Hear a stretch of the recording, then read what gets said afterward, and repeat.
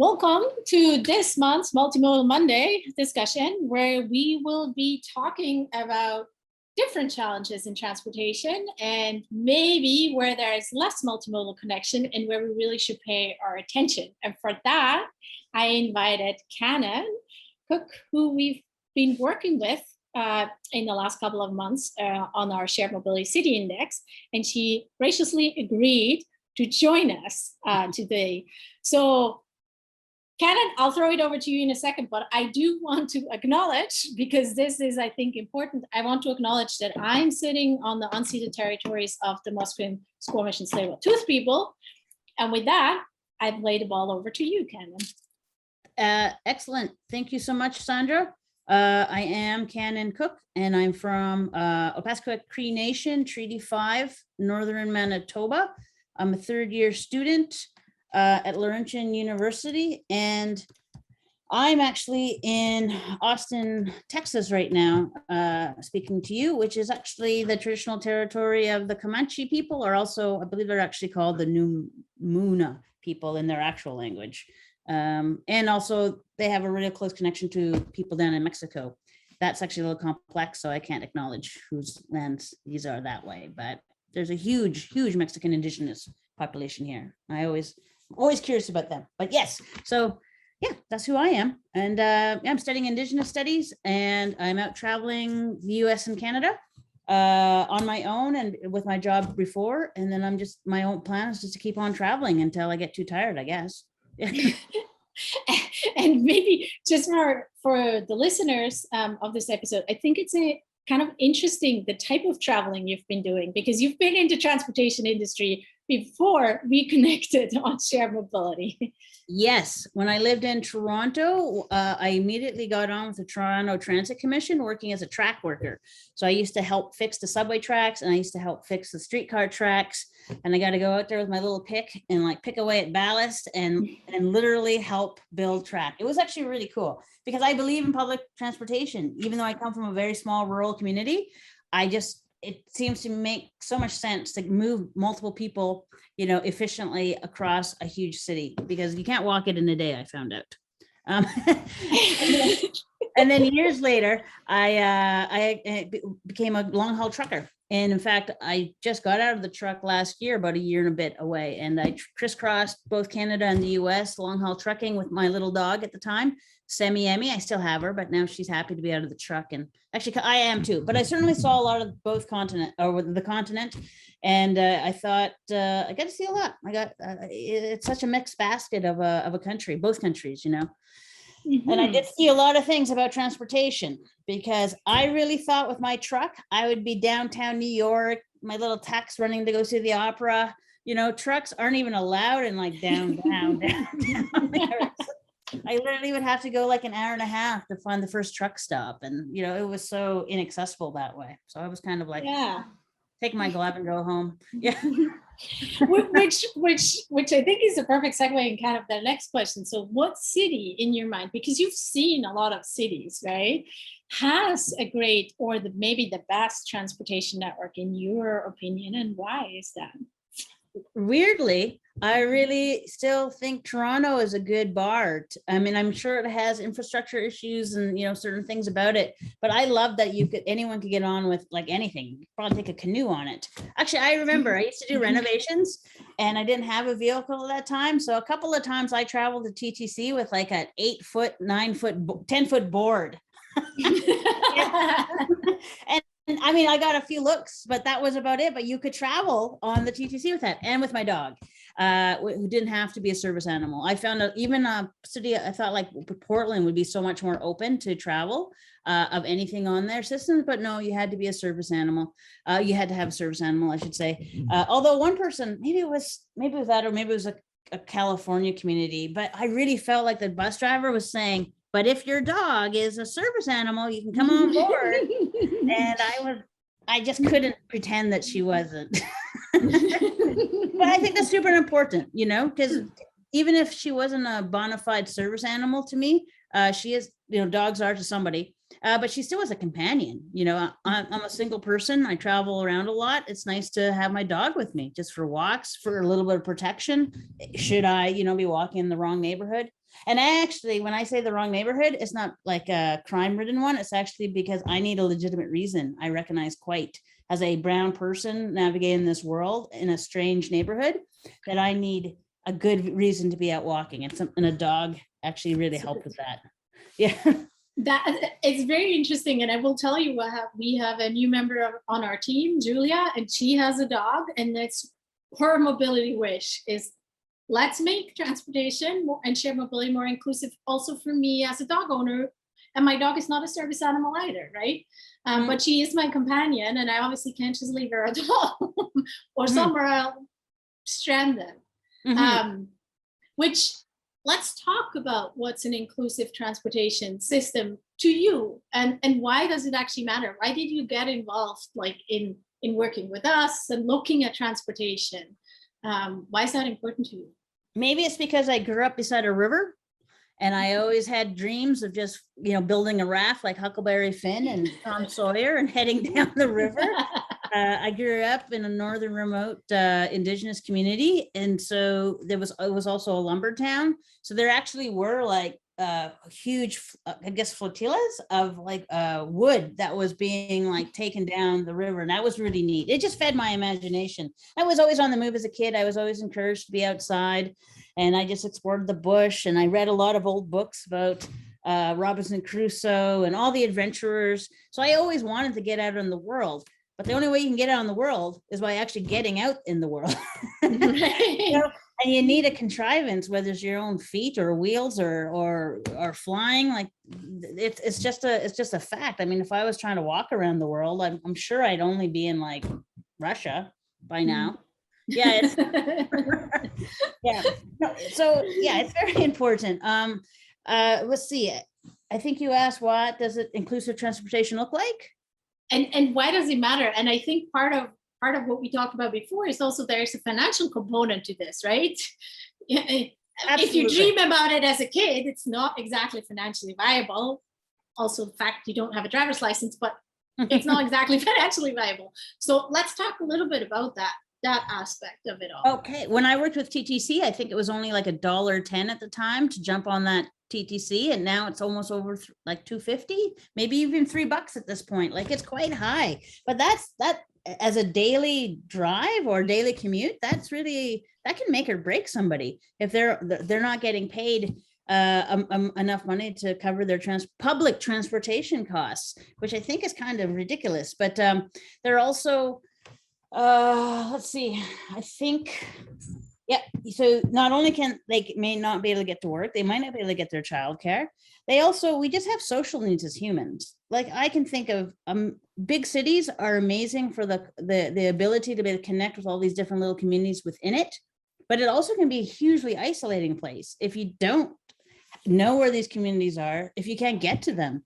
And then I think about the physical accessibility of any public transportation system. Like not only are people in like say wheelchairs or who are just have their physicalness somehow not be mirrored out in the world, that they can't get up that one step or whatever. And I used to work with people in wheelchairs. I used to be a personal care attendant. So I got this like full force in the face of like, wow, I didn't think about that one step rule, where even one little step is enough to keep somebody out of a business or keep them out of a building, at least, whatever it is. And so there's already heaps of isolation for those types of persons. And one thing I loved and made me think a lot was when they said, we're all just temporarily abled people. We're all going to get old. We could suffer a fall. And like I had that car accident. It could have come out very differently than, and I would be talking to you from a completely different vantage point right now if things had went, a different way. And all I came out with was a sore shoulder and some sore fingers. I could have been, in fact, actually the next day I heard from the tow truck operator that there was another accident and there was a rollover, and there was actually less damage to the car, and they didn't even live. So anything can happen at any time to anybody. So physically accessible transport just is accessible for everybody at all times. So that's really important. Yes. Yeah. And I love how you just drew like the the physical, affordability, physical ability, all these abilities, if we don't provide transportation, then it becomes isolating. And I think, if we're talking about, we only have a physical able body right now, and at some point we will be able to do less. We all will be Yep. at some point, right? That's one of the biggest challenges, I think, for transportation for older adults. And one of the biggest needs for them is they actually want to get out to socially connect. Otherwise, it becomes very isolating, right? Right. And look how many of us so-called able-bodied people during the time of COVID, where so much was shut down, we're losing our minds. Oh my gosh, I can't go here, I can't go there. Well, that's actually a fact of life for a lot of people without a global pandemic. That is very true. That is very true. So I love that connection to think about, yeah, it's great if we're talking inclusivity, but really why is it so important? It's this, we want to make sure that people are not isolated and shut out from whatever it is, opportunities or just social connections, which we all need for well-being. So let's go. You mentioned you grew up in a very small community. So maybe let's flip and look at, what are the systemic issues and inequalities in our transportation system, and maybe start in your community or just pick anything that you've seen throughout your time working in. Sure. My home community right now, in fact, all of northern Manitoba no longer has a public bus system. There is no bus to get them from where I'm from all the way down to Winnipeg. My mother right now, she's at a point where she needs to go because of some heart condition. She has to go fairly regularly down to Winnipeg, which is about a 7-hour drive if you have your own vehicle. The option before was a melt stop type of bus system, which took 12.5 hours to get from her community down to Winnipeg. And now that's completely non-existent. I just outreached to a community member from there to ask them if anyone had managed to get anything up and running, because my Indigenous band had actually tried to get a bus running, but he said they seem to be stonewalled for a variety of reasons, and he hasn't got deeper on that. But yeah, there's nothing. So you're hoping to go on maybe at the laundromat, someone saying, yeah, I'd like a ride. And maybe someone will be able to get that. Okay, here it is. My friend got back to me saying that the main stumbling block was that the land base is spread out. We have the main res and then little blocks of land scattered around. Each would want service. And there was transpose scheduling issues, payment, bus stop identification, and the hours of operation. That is fresh from the res dog's mouth. Sorry, that was just a little joke, but but I think it just goes to show, right? So then it's fragmented, it's spread out, it's a lot of different stakeholders that you basically have to align. And I think the other thing that you just started to allude before you read the email is it gets pushed into kind of an informal kind of a network. And so let's talk about, so one is okay, what can we do? And I'll come back to that in a second to kind of deal with the fragmentation and what would help. But the second one is, what happens if we don't solve it? What are the options? And I think you gave me a great example before we went on record. Oh, is that the slugging? Yeah. Or then, no, your $30, right. You just asked at the gas station kind of deal. Yes, back when I was trucking, I went to so many little towns. And well, first of all, there wouldn't even be a sidewalk into town. I was so either far away or I could see in the distance, but I'd have to walk in the ditch in order to walk the 20 minutes, into the first little bit of town and finally get to a sidewalk where I felt safe. That a distracted driver wasn't going to run me down. And then there were other times that because of weather, or it was almost an interstate, which is even busier than the state highway, I was just there's no walking down there.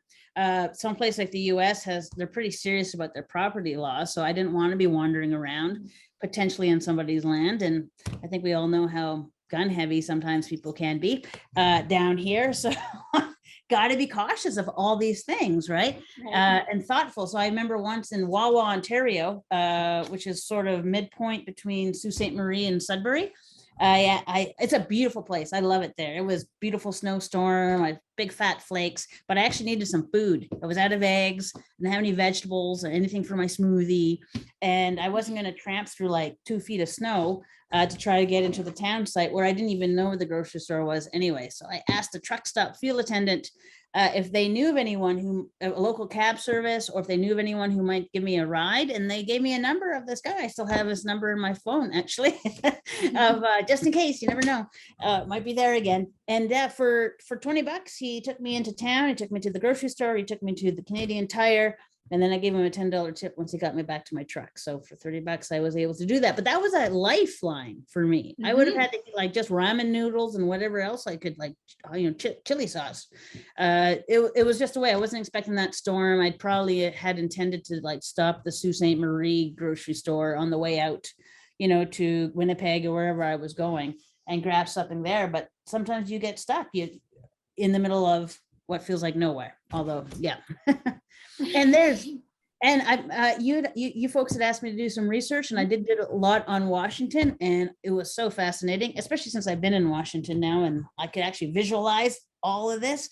But one thing that I thought was really neat that came up was this thing called slugging. And it's literally it's free. There's never an exchange of money. What it is that it gives you extra bodies in your car if you're a driver, and you can go down the HOV lanes, which is brilliant, as long as you feel like it's safe, right? I mean, there's always that concern. I remember once being on the bus in Winnipeg and thinking, oh, this is so nice. I could actually, if I wanted to, pull the string or pull the cord, and I could get off in between stops, especially if they were really offering that to women for late night stops. They didn't have to, get out where maybe possibly someone with malintent would be like, oh, well, this is where someone's going to get off and I can follow them home. You can actually vary that up. So that's super important.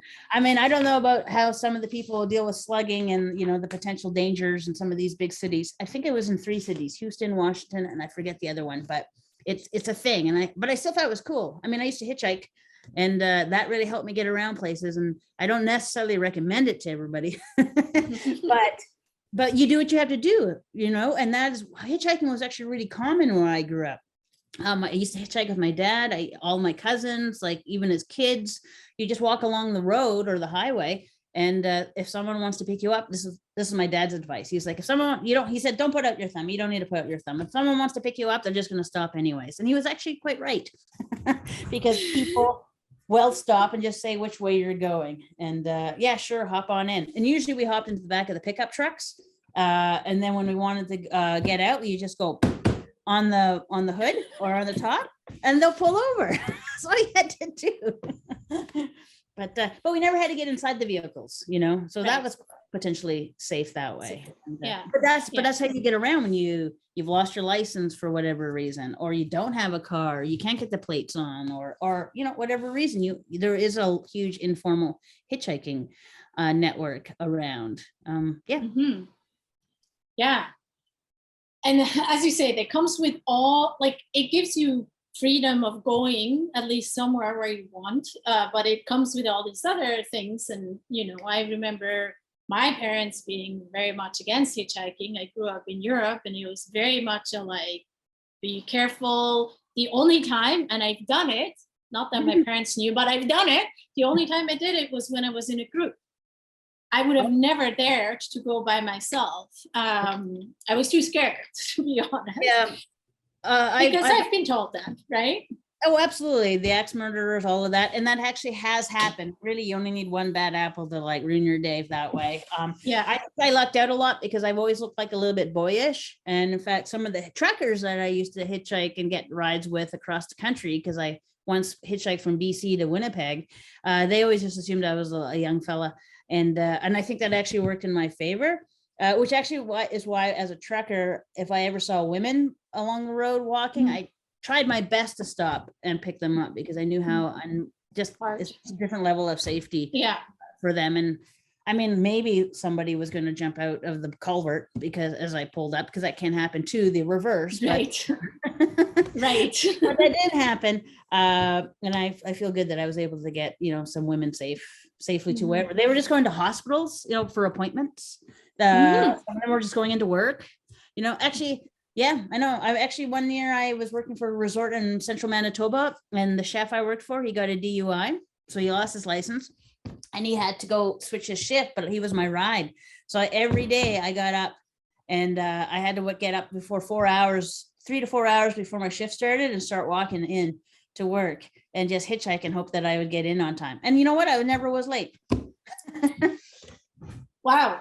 That's like power of community, but also like the challenges that if you don't have transportation, the necessity for like, so let's go back to that example of like, it's all fragmented. And so what can we do? Like, is there something that obviously movies listener are all mostly all working in transportation and planning.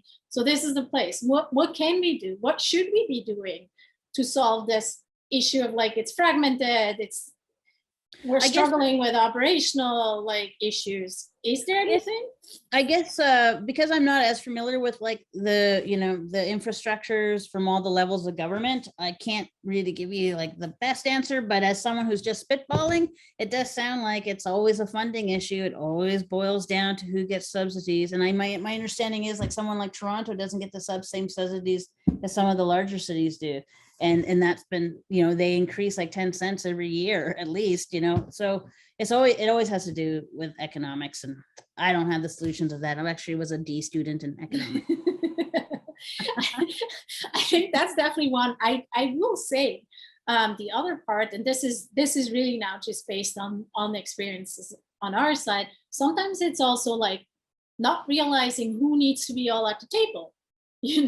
Like there's actually potentially a pot of money that can be redistributed, but you need to have the right people and a group at the table that is like, listen, we can do this if we can distribute amongst ourselves, because sometimes the funding comes with strings, right? That only if you're this community with this type of service, you get it for this community, but you're like, no, I actually need to build a lifeline to the hospital on the other side. Like, help me.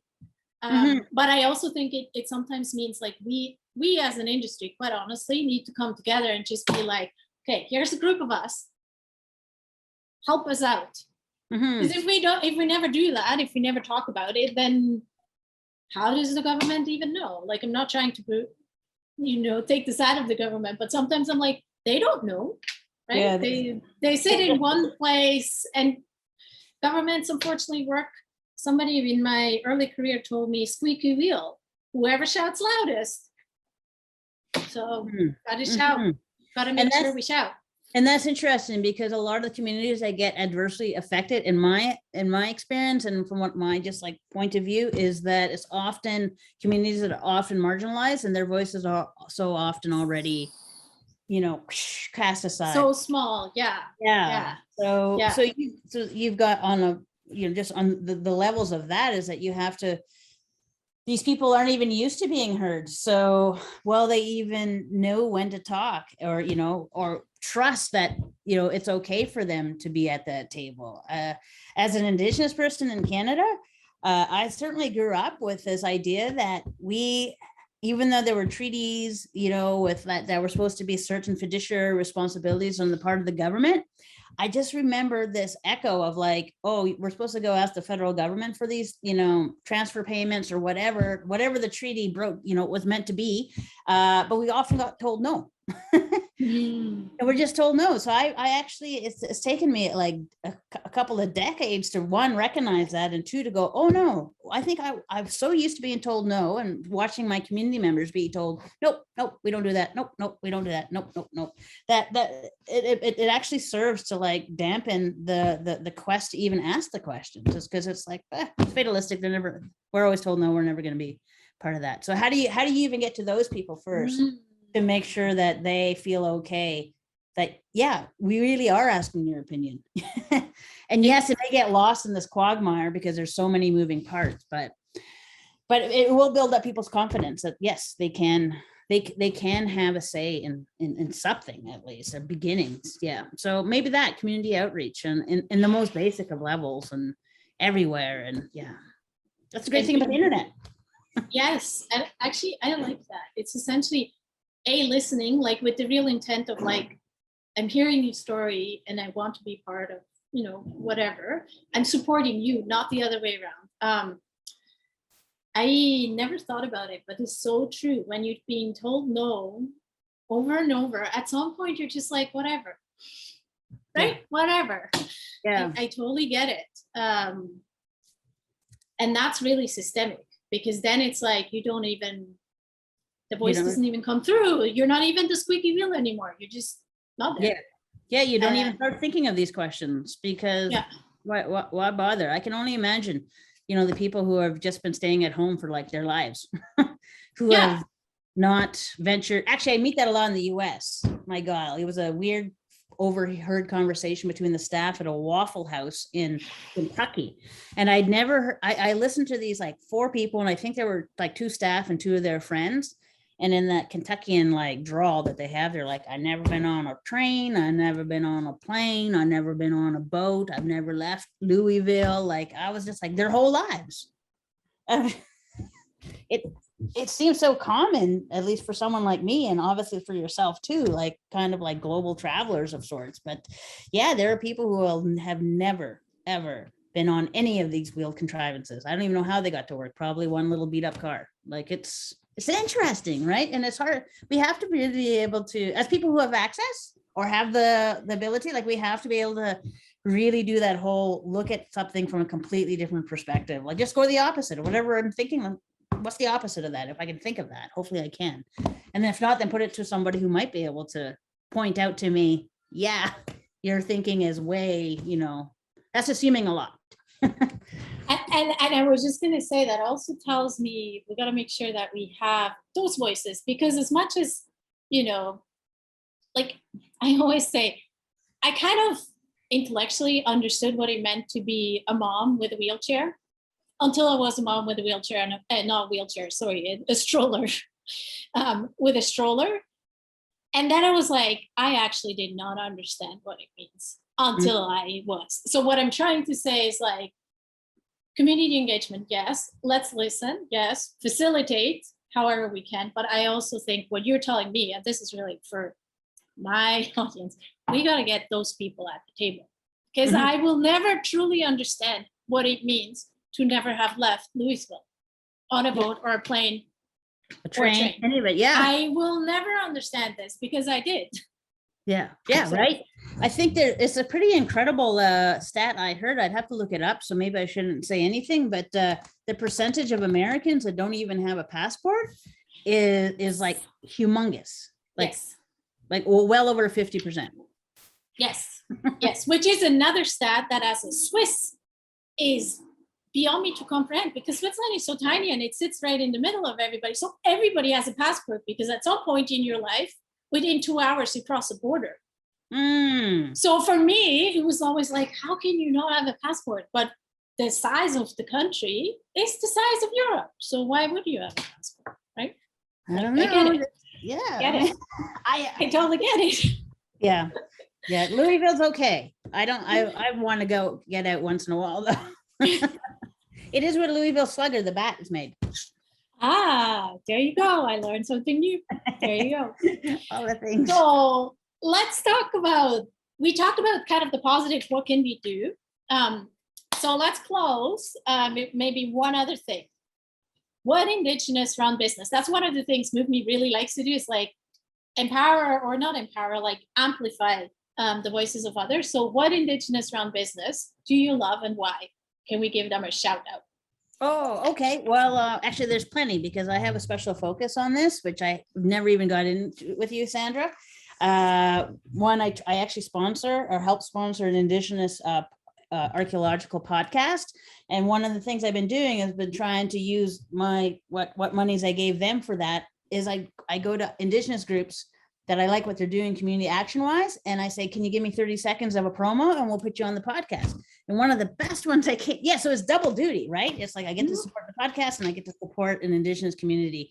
It's actually way more work than I thought it would be, but I'm still learning so much and I get to see, so many neat things happening.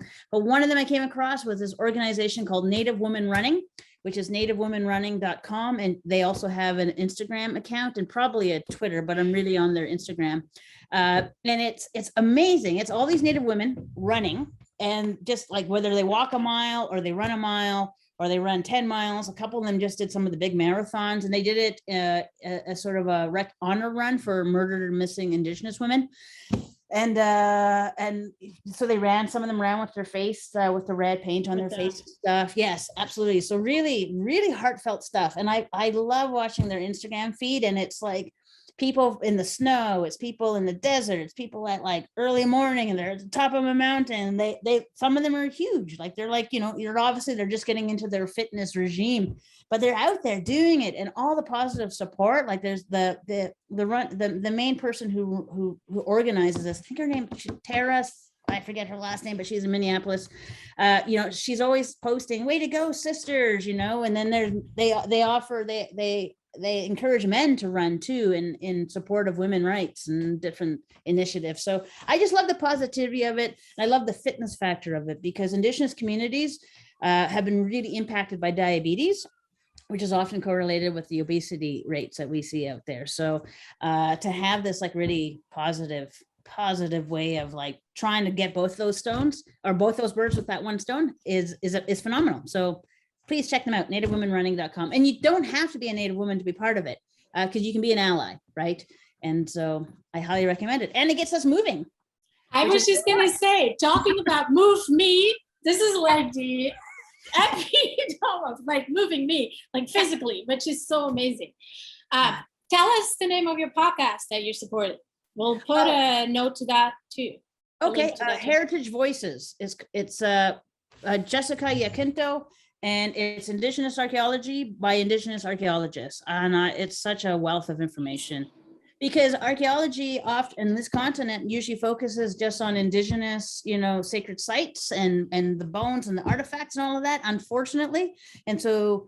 And they've been disconnected from the actual people whose remains and whose artifacts these actually are. So I really, really think that, and archaeology actually is starting to run into like, hey, you've been really colonial in your attitude, and it's time that you decolonize that thinking. So, I mean, I think it's a rough go from the people I follow. Like they have a lot of unwrapping of like colonial thinking, but really in the end, positive work, and that's what we're always for.